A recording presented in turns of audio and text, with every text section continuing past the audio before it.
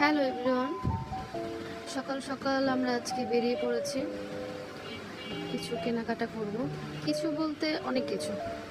বাসার পানির যা অবস্থা, খাওয়া তো দূরের কথা, নর্মাল গোসল করাটাও যন্ত্রণাদায়ক হয়ে দাঁড়িয়েছে। যার জন্য আজকে আমরা যাচ্ছি ওয়াটার পিউরিফাই কিনতে। তো এই তো দুজন বেরিয়ে পড়লাম, যাচ্ছি।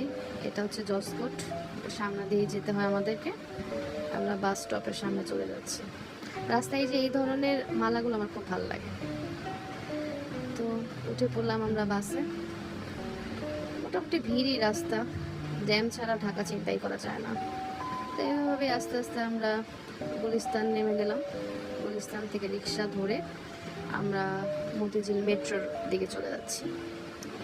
ওখানে আগে একটু মেট্রোতে নামবো। এই যে আমরা দুজন সেলফি ভাবে আছে। তো মেট্রোতে নামবো। ছোটো বোনের একটা র্যাপিড পাস করার চিন্তা আছে, গিয়ে দেখি করা যায় কি না। তো আমরা মেট্রোতে ঢুকে গেলাম। মেট্রোতে ঢুকে আমরা খোঁজ নিলাম। তো বাইরে যারা র্যাপিড পাস করে তারা বললো যে তারা এখন করতে পারবে না, তাদের কার্ড নাই।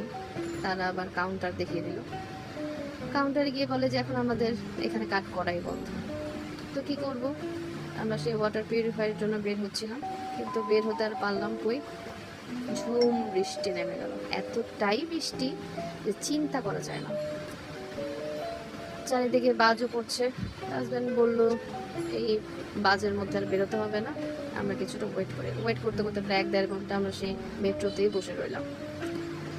অপেক্ষা আর অপেক্ষা, অপেক্ষা যেন শেষ হয় না। তো একটা সময় পর বৃষ্টি কিছুটা কমার দিকে, তাকে থেকে বৃষ্টি দেখছি, কমেই তো কমে না। তো এরপরে আমরা চলে আসলাম সিটি ওয়াটার পিউরিফায়ার অফিসে। লোকেশনটা খুব কাছে, এলিট হাউসের বরাবর। তো সেখানে গিয়ে আমরা মোটামুটি আমাদের এলাকা অনুযায়ী যে পিউরিফায়ারটা আমাদের জন্য দরকার সেই পিউরিফায়ারটা নিলাম।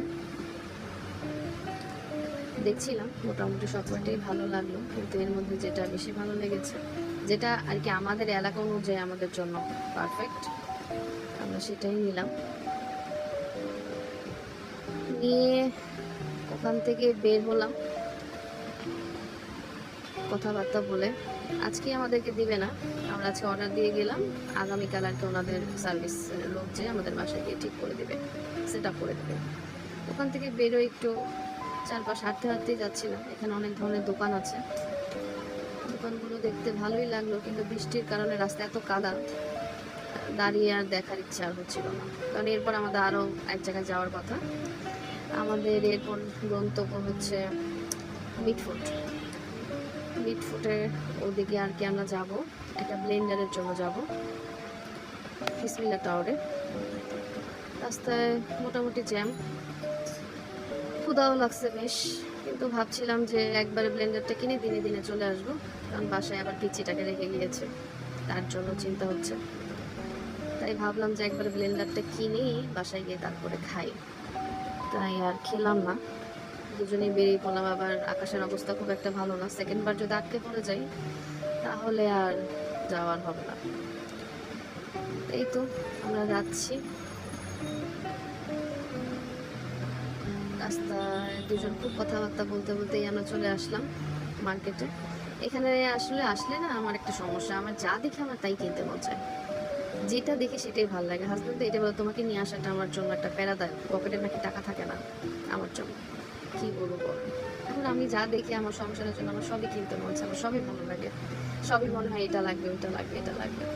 তো এই তো দেখছিলাম, দেখতে দেখতে ব্লেন্ডারটা কিনে ফেলেছি, কিন্তু কিনতে কিনতে আমাদের অবস্থা খারাপ, আর বাসায় যাওয়ার মতো আর ইচ্ছা হয় নাই। ওখানে কিছু ভাজি করি, আর এই মামার শরবতটা খুব ভালো লাগছিল, আমি প্রায় 3-4 গ্লাস খেয়ে ফেলেছি। তো এই খেয়ে দিয়ে আমরা বাসার উদ্দেশ্যে রওনা হলাম।